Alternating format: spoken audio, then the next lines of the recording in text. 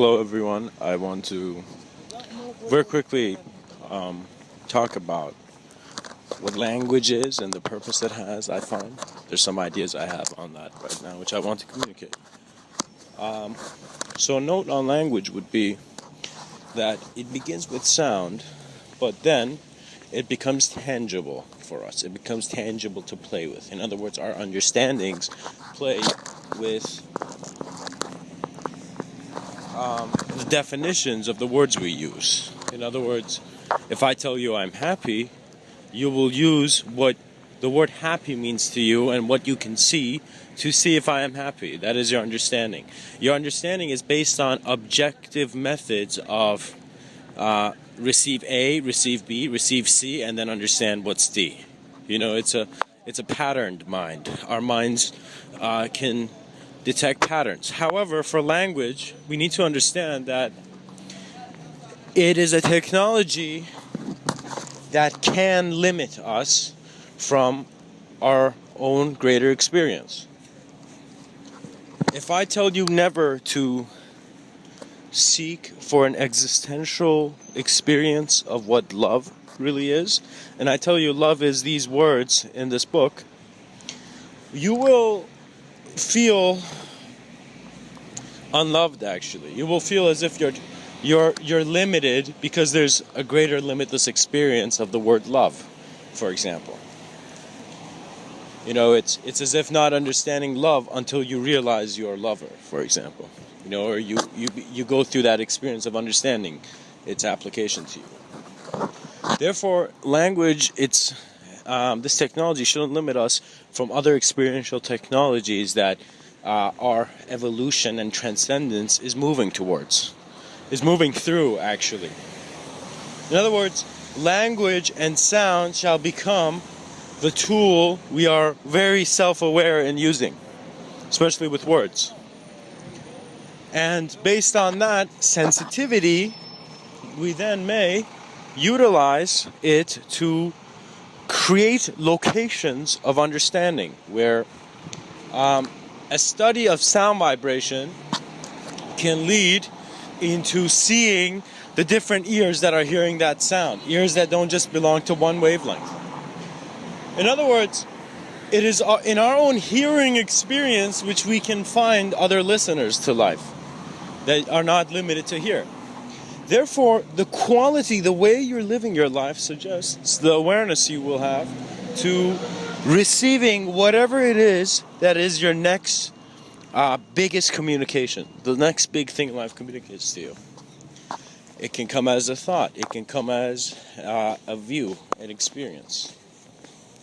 But in other words, when you're aware of the experiencer, your evaluation of the experience is different. It is not a detached evaluation. It is not like the world is going to hell, but I'm fine.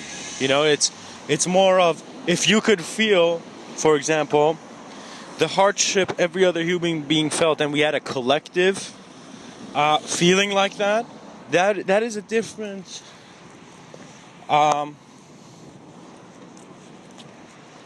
depth of understanding life and experiencing it.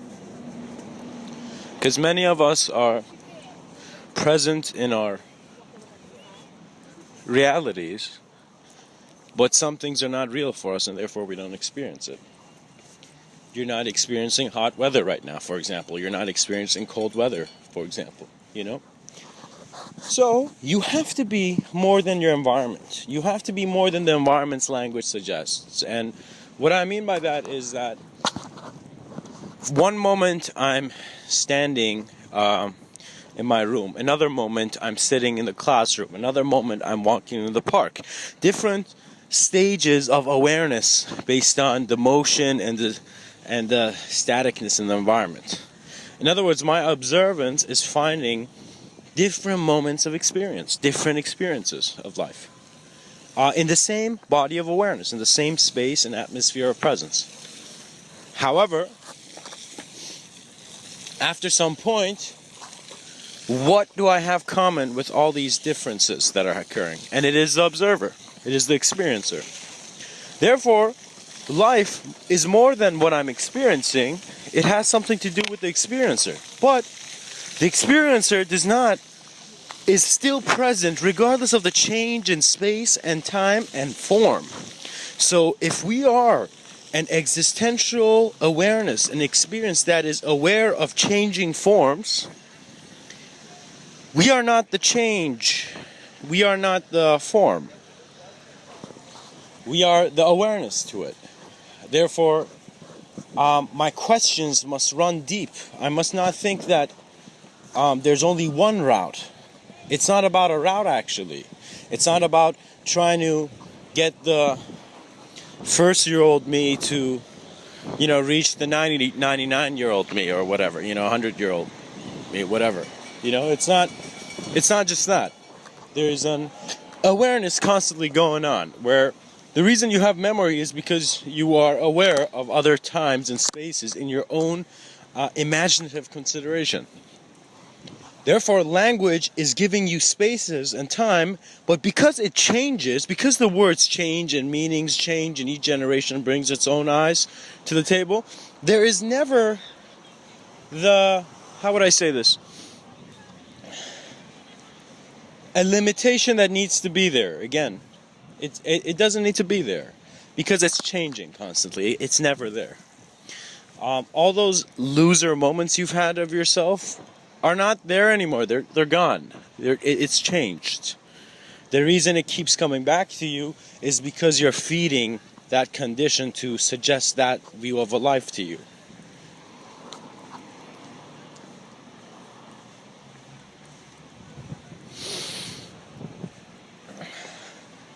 You see, sensitivity is only what will let you know that you're going the wrong way. It is awareness. And sensitivity is amplified when you become self-aware.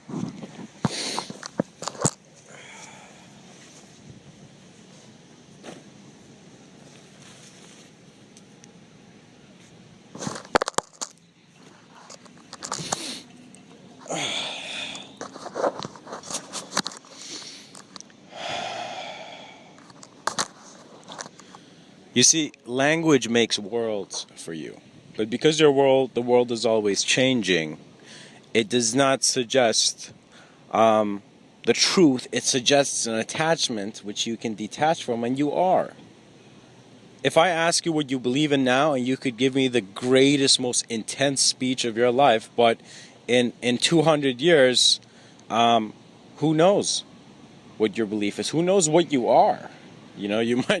This awareness might be changed. It may have a different experience, different viewpoint. You may see different colors then in your life, and therefore your beliefs are no longer drawn with the same brush.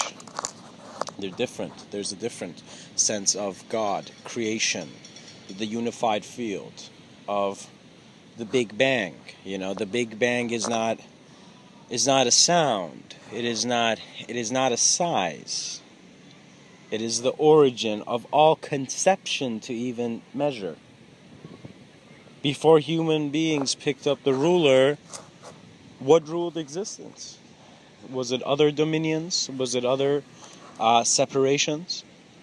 How can someone keep you here if you experience full presence? How can you be limited only to just moving one body when you can feel your existential presence in any body? For example, these are certain insights personally received through certain moments in my life, and other people in their moments they've had other, formless, unified experiences. There are people who are talking about this, and all the concepts that I'm talking about are relevant to a human being because a human being is saying it.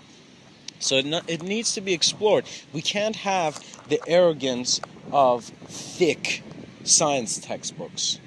We cannot have the arrogance of technology telling us we do not know.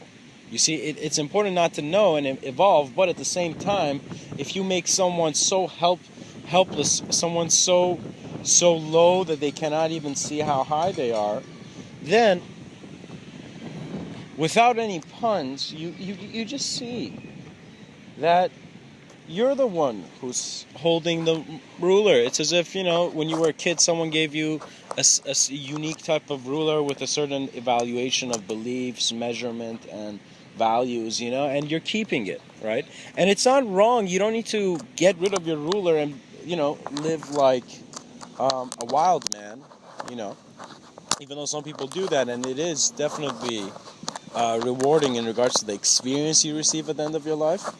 For example, if you had traveled to many places. But in regards to the clarity that one requires, you need a certain level of ability with objectivity in this life. In other words, you need to be capable to take out the trash, but at the same time to handle a door that's not open for you. You need these abilities in life because life is not a struggle, actually, but it can create conditions which you feel you're struggling. There's a sense of I that feels, I cannot see, I'm struggling, right? How comfortable you are with your eyes suggests how comfortable you go through the tunnel and you see the light at the end of the tunnel, So many people are too focused on the tunnel that they think they are in a hole. It's as if they're being pulled out into a unity. And that could be true, who knows? After I have lost my body, how I would turn into the wind. But there is a union you can experience existentially that cannot be worded. And that is a profound thing to look at, It's a profound thing to always look at how you're existing and what existence really means. If I don't ask these questions, would these go ignored, for example? If I see more cat videos on YouTube than videos on what humanity is, then there's a difference there. There's a difference in crowds. We have different types of people here. And, every single individual person is different. In other words, regardless of how or what culture or nationality you are from, you are still a unique person in that nationality. For example, if I'm Persian, I am just a unique Persian guy, raised in Canada, for example, You are a unique, let's say, Italian guy, Jamaican guy, Japanese person, You are whoever you are. You are a unique creation, but it's that as you are growing up, especially with culture and society, you are not buying into, but subscribing very firmly because of the affinity you have for your loved ones and the first people to tell you how life is, to actually be molded by some of the beliefs you have. And it doesn't mean you believe them just because you say it, and it's not because of an action. You see, nobody wants you to be a performer here. You choose if you want to be a performer. You choose if you want to perform for your survival. But outside the physical domain of actions you need to do from the beginning of your birth to your end, you choose how authentic, how genuine, and how clear it is. You choose if you want to look through language as the creator of worlds, or as an objective experience, which is not either objective or subjective, but is a combination of the awareness that has both present at the same time. In other words, if you have all technologies present, let's say, or let me give a better metaphor, actually. Let's assume you got every type of phone ever built in life, and you put in the same number with your hands. The numbers of life will show that they've been put in by the same hand. The design in life shows an integrated intelligence that has created it, not a separated intelligence. We may choose to see a separated intelligence because we are molded by separation here. In other words, I was born and I was raised to a degree where I received consciousness to a self-image based on my physical movements, and then I became an explorer of the definitions I was given. But some people don't explore that deeply. Some people move through. They don't need to read the whole science textbook, but they need to know the words. It's different gradients, I believe, in life. There's some things you don't have the experience for, so you can't speak about. But there's some things you have the experience of, and you realize you could always speak about it. We need to be sensitive internally, and eventually our externality will come into the proper focus that it needs to be. If you understand there's a problem in your life and you take the time to, let's say, in your own silence and stillness and awareness, self-awareness, perceive what it is that you have objectified as a problem, then you no longer need to be intimidated by your own ideas. Language can be intimidating. I could say words and I could create sound, and that could make you feel alarmed. You can, if someone comes and shouts at you spontaneously and does actions that are not I guess that don't resemble a good conduct, you will freak out and you will think something has to change. It's as if the system treats you in a certain way, you will suggest or call out to a higher authority to change that. What is government? We are simply giving our control to a higher entity, to a higher minds, because those minds can have more control of the resources that are actually keeping mankind alive. You see, there are those who think that by closing the water faucet, or by getting rid of the water outlet, they control the thirst of man. But you don't. You actually make mankind more thirsty. If you don't give water, eventually people will be like, God damn it, I'm thirsty for a new experience. I don't want this distraction. And they will push aside that which they feel is unneeded. If you're in a room and you've had a long day and some person comes beside you and starts showering you with their problems and their ridiculous noises that they perceive throughout the day, you will feel, for example, I don't want to hear this. I'm tired, for example. You see, we have these self-stories based on an image. We limit our reception of logic, rationality, and insight based on how we feel. So we're not rational creatures, actually. If I'm talking to an atheist scientist about God, and that person gets angry, there's no logical reason to get angry, aside from you putting the reason there. Therefore, don't make me argue with you about the reasons that you firmly believe create your existence. Explain the eyes and the movements they have. You see, if you believe life is only in these ways, you will feel restricted to communicate the other way. If I tell you, hey guys, I believe in this grass I'm lying on, you guys will be like, he doesn't believe in anything else. He just believes in grass, It's it's unnecessary, You don't need to feel your attention and your focus and your whole life is defined by the actions that you do. You must be detached from your own action. Because sometimes you may do things and you may feel so guilty that you will be attached and you will do the same thing for more than you have to. For more lifetimes than you have to. Many might hear my voice and feel I am implying an irrationality. But I am simply saying, what is the rationality? Who created it? Do we want to consider the evolution of man based on only his form or his relationship with the formless? Are schools meant to give us shiny images, or is life meant to teach us how to live? Or how living is done?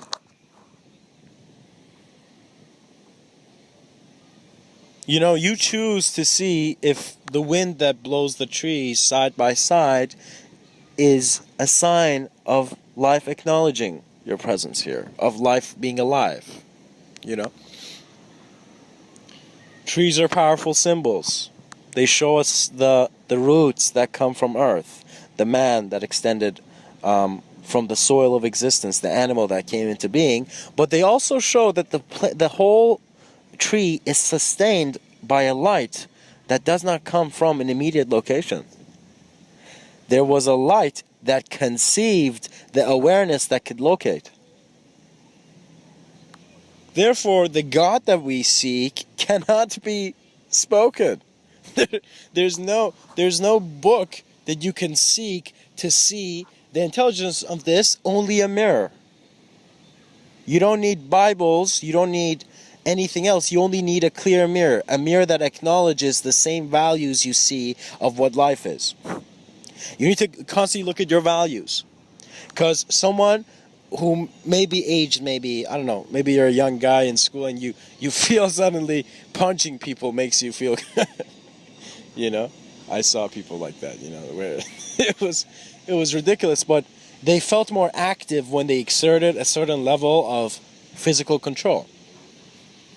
And you see someone who has is trying to control others physically, feels he does not have it. He feels he's not centered. He feels he has to do something to create something in a certain way. You see, anyone can be an asshole. Anyone can be an asshole. You find me a tired person in the morning who is the happiest person for his alarm clock did. If your chemistry and if your, let's say, hormonal balance is imbalanced, the chemicals in your biology are imbalanced, then you will react to a certain way. We are humanity. The human being or the human form is a sensitive instrument. Your views change based on your sense of pleasantness or unpleasantness. If you're in a scenario where it's extremely unpleasant, fear will develop. Stories will ignite to burn the whole forest in which you are connected to. If I come and tell you, he died so badly, he didn't live a good life. If I say something about someone, let's say, would you take it as actuality? Would you believe that I'm saying and I'm judging for a person, they lived a terrible life, they lived a bad life? Can I judge another human experience? Can one human experience judge another human experience? No. It can only be judgeless. It can forget the judgment to see what's there. And that's what it shares in common. So I don't share in common any of my beliefs, any of my judgments. No one can control the beliefs. Every day I wake up, my experience shifts, so my belief, I don't have beliefs. But my ideas are not the same. I don't look at the trees the same as I did when I was a kid. I don't feel the same. I don't exist in the same way because my awareness to my existence has fluctuated and shifted my relationship to my form and formlessness. You see, it's up to you to actually show life how much you trust it. You show life you trust it, it'll trust you back. You will land on your feet to know that you've always been standing up, It's a peaceful unification of experience. But there are other routes as well, It's we choose what parts of the mountain we walk on. In other words, there's this amazing metaphor that life is like climbing a mountain and how the experience shifts. And how with a sneeze, your whole body changes form, So with every step, our journey up this mountain is fluctuating in how it is. In other words, you don't have the same view as you had at the bottom of the mountain. Therefore, when we're climbing this mountain, it's also up to us to choose how hard of a path we want to go up. We choose if we want to climb these huge, sharp rocks or we want to take like this pre-made staircase, right? And there never is a pre-made staircase in a way which you can follow direct completely verbatim. In other words, there isn't like these magical words I tell you that you say and you suddenly become something. You have to go through your own life and your moment of experience will adjust with where you have to go. In other words, you could try to be the greatest like football player, but it's life that decides you. It's the conditions and the happenings in life that kind of lead to where that is. It doesn't mean you shouldn't have ambition. It doesn't mean you shouldn't work hard. It just means that if it's not your moment, it's not your moment to be expressed that way. If it is, it is. You see? If I'm someone who thinks that my business, let's say if I start a business and I feel my business is going to fail, it's all failure. It was nothing from the first place. It has the same value as my business did when it was in my mind, This is not a good entrepreneur, by the way, you know. But you notice that if there is ever a chance where that guy's business begins to prosper, he doesn't believe he deserves it, so he can't tune into it. He doesn't have the confidence to be expressed in that way. If you don't believe you deserve to, let's say, eat food, right? You will not be that confident to pick up the spoon when you're hungry, you know? The reason you're confident in your physical abilities, in the fact that you can walk, is because you know you can walk regardless of how much you think of the past or the future. Regardless of how much you think that falling is wrong, is right, there never was a walker, or whatever, do you know what I mean? You know how to walk. And how did that develop? You figured something out, and it developed into a natural knowing, and you constantly express it. So we're not here to learn specifics, but to naturally incorporate teachings and wisdom, knowledge, and into understanding it through our own experience. In other words, we are here to experience ideas through our own eyes, rather than in the eyes of others. But we do need to agree to a lot of what others say, because that's how we have anything in common. That's how we have reality, you know. In other words, with all those people who disagree with me, I also agree to disagree. In other words, there are playful paradoxes in life that make you relax and just be playful and not to take things seriously. You know, if you think you're going to miss out on something and, oh no, life's going to be this way and that way, you know. If you look at the other end of the spectrum, if you're trying to be a winner and there's a huge stake, in other words, you're like, God, I wish I win. You need to at the same time look at the other infinite spectrum. In other words, what if I infinitely lose? Do you know? How comfortable would I be? And when you're comfortable, you deserve any piece of that cake. It becomes a piece of cake because you deserve any moment of that experience. If you can sit down and receive good things both in your silence and in the noise, it doesn't matter who's speaking or not. You can be aware enough to experience a better life. If you cannot experience a greater view of yourself, you cannot be a greater version of yourselves. It has to be real for you. You know, these words have to be real for me to speak them. My eyes have to be real for me to look through them. So some questions are suggesting a different glance, and with different eyes. And those eyes are not these eyes that are looking out at, for example, my phone and everything and the leaves on the ground. You know, it's not. It's the eyes of life. It's not. I don't know how to say it, but it's not directly relevant to your sensible eyes, your sense of vision. However, it is as visual as the moment and its complete entirety of experience, which is not limited. In other words, once you look through, it's a presence. I can't really say look because that could be confusing. It's an experience of how you're present and alive here that suggests views that have these innate knowings of how you're moving in this life and how you're growing in this life that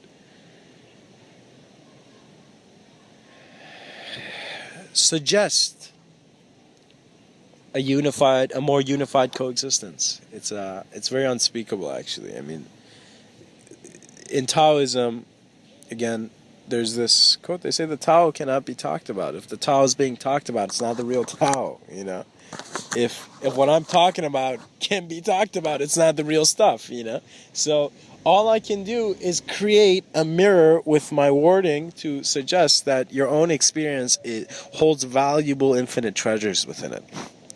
There's this story that Alexander the Great, I believe actually Sadhguru, this guy named Sadhguru was the one to say it, and he said an amazing story. He said, Alexander the Great was looking for immortality. And Actually, I'm going to tell you a different Alexander the Great story.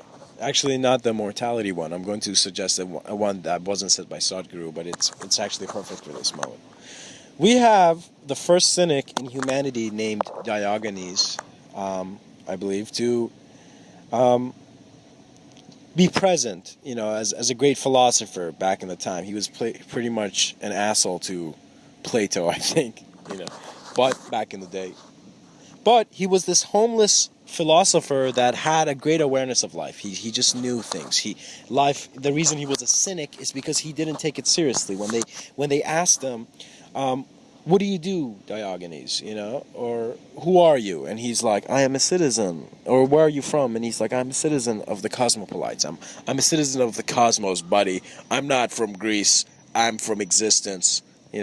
And people wouldn't understand it then. It would be hard, but they understood he had some knowing, he had some awareness. There was a reason he was acting in that way, right? And Diogenes was actually one of the most, I think, coolest people I'd probably, if I was alive then, I would meet in my life, because Diogenes would take a lantern and he would walk around during daylight back in the day, a lit lantern, and they'd be like, "What are you doing, old man? What are you, crazy?" And he'd be like, "No, I'm looking for an honest man." He was playful with words and language and constructs. He was playful with breaking the organization that was set firmly in front of him. And so now, to relate this to Alexander the Great, there's the story of Alexander the Great that Alexander the Great hears there's this, great philosopher called Diogenes, this homeless guy. He's like, wow, he's homeless, but he knows where his home is, And so Alexander the Great goes up to him with his army, and Diogenes is actually, just like how I'm just laid down on the grass, he's just laid down and looking at the sun. He's just enjoying the sun. He's getting his tan on. Diogenes is getting his tan on in Greece back then, So Alexander the Great walks in front of him, actually blocking the sun, and says, are you the great Diogenes? And then I think Diogenes says yes or something, and he's like,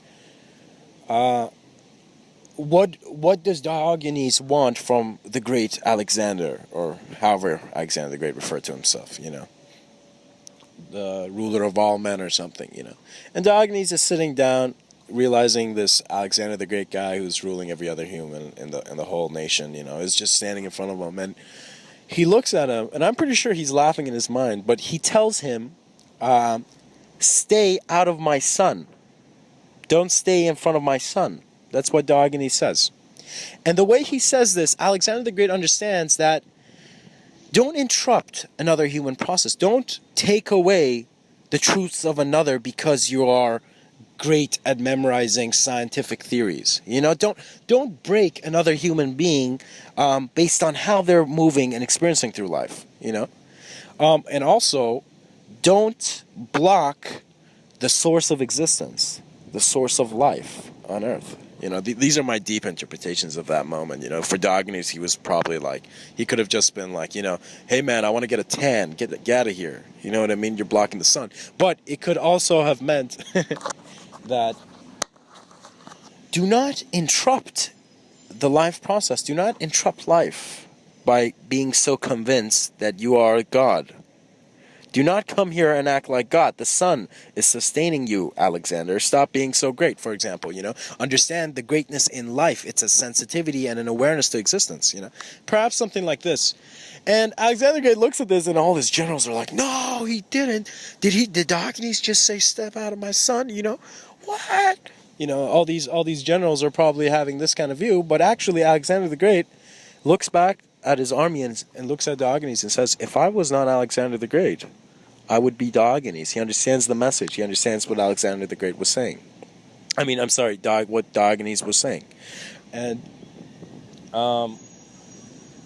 it's funny, right when Alexander the Great says that too, if I wasn't Alexander the Great, I would be, the great Diogenes, right? And Diogenes just turns around and he's like, if I wasn't Diogenes, I would be Diogenes. And Alexander the Great's mind just blows. He's never had that level of self-reflection of what he is, aside from, the ruler of man and an important general in this generality, right? So That's a very interesting story, and it suggests how language could be just like Alexander the Great's shadow on us. How language could be this great presence in our life, this great technology, but it can cast a shadow on the light of existence, and one of those, the reality of our existence, the origin of our existence. You know, that question is a personal one, and nobody should ever answer it for you. You should go find out what life is for yourself. That's why you're alive. You know, you can listen to some signs and writings others have written in their life, but you cannot stay in the trapped in their words. Don't even stay trapped in mine. Understand that I am simply creating more of a dynamic conversation here, even though I am speaking into a recorder. You know, these are dynamic flows. I am trying to perceive more than the direct objectivity which is put in front of us. I am trying to see more than the toy I'm given, more than the tools I'm given, more than the body I am aware of, more than this immediate focus of conception. There are great things happening on this planet, but the human experience is still limited to its proximity. How big is the proximity of experience, and who is that experiencer? And in my understanding, it is a transcendent collective consciousness. It is not the collective consciousness that's connected with the internet, because they're using the technology of language to dictate formal introductions of reality. You know, before reading the Bible, before reading a holy book, don't discard the holy book. Understand that there's a reason it's stuck around. Right? And it's not because of humanity's lack of understanding. It's actually because it was never the end result to follow the holy book. It was just a sign. It was pointing to a sensitivity to your own life, which you can receive regardless of any book, regardless if it's your own poem you write or if it's another poem you read. Regardless of the words, there is a self-reflection that is attained through understanding of collectivity, of integration, of unification, of the God that is, you know, the Father and the Holy Ghost, you know, and the Son. And, you know, the same God, which in all religions is present through everything. It is present here. And the reason they say worship God is not to think about warships, but to look at the act and why the act was meaningful. You see, some words, they're definitions. You look up and they might interest you or they might not interest you. But some things your experience defines. And if your experience is limited, you have not understood how far the silence of man goes, or the stillness, or even the movement of man. Do not just be a temporal certainty based on form. Be the formless knowing that even places a sun to shine a light that can be seen through our eyes. Thank you. For the same you in you is always within the universe and others. For the O in you. Thank you. Much blessings, and may vision instantly and always enhance and grow just as we always are. Thank you.